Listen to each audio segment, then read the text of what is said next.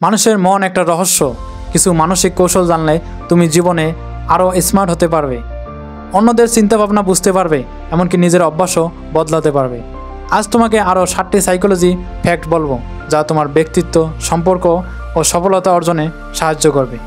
ভিডিওটি শেষ পর্যন্ত দেখো, কারণ এগুলো সত্যি তোমার জীবনের চিন্তাভাবনাগুলোকে বদলে দিতে পারে। 7টি সাইকোলজি ফ্যাক্ট। নাম্বার 1, উপস্থাপনার কৌশল। তুমি যদি কোনো কিছু ভালোভাবে উপস্থাপন করো, তাহলে মানুষ সেটাকে ভালোভাবে গ্রহণ করবে। যদি একই জিনিস অন্যভাবে বলা হয়, তখন তা খারাপ মনে হবে। যেমন যদি বলা হয় 90% সফলতা, তাহলে সবাই উৎসাহিত হয়, কিন্তু যদি বলা হয় 10% ব্যর্থতা, তাহলে মানুষ ভয় পেয়ে যায়। তাই সবসময় ভালোভাবে জিনিসগুলোকে দেখার চেষ্টা করো।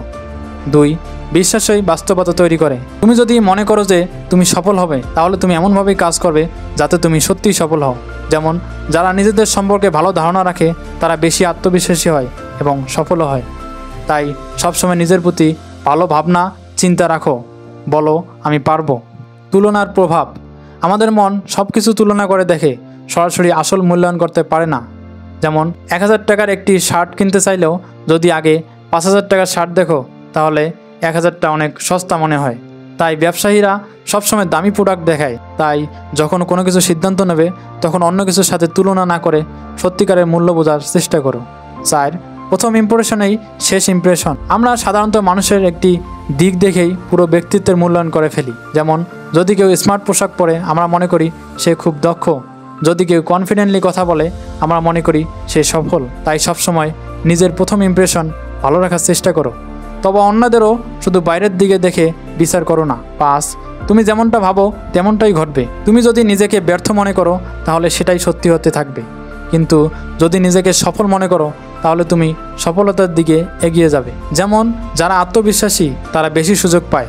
যারা নিজের সীমাবদ্ধতা নিয়ে ভাবতে থাকে, তারা আর এগোতে পারে না। তাই নিজের উপর বিশ্বাস রাখো, কারণ তোমার চিন্তাভাবনাই তোমার ভবিষ্যৎ তৈরি করবে।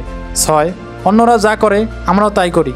আমরা সাধারণত মানুষের অনুসরণ করি, কারণ আমরা ধরেই নিই যে তারা যা করছে সেটাই সঠিক। যেমন যদি অনেক মানুষ কোনো রেস্টুরেন্টে খেতে যায়, তাহলে আমরা ভাবি সেটা ভালো। যদি অনেকে কোনো পণ্য কেনে, তাহলে আমরা সেটাকেই ভালো মনে করি।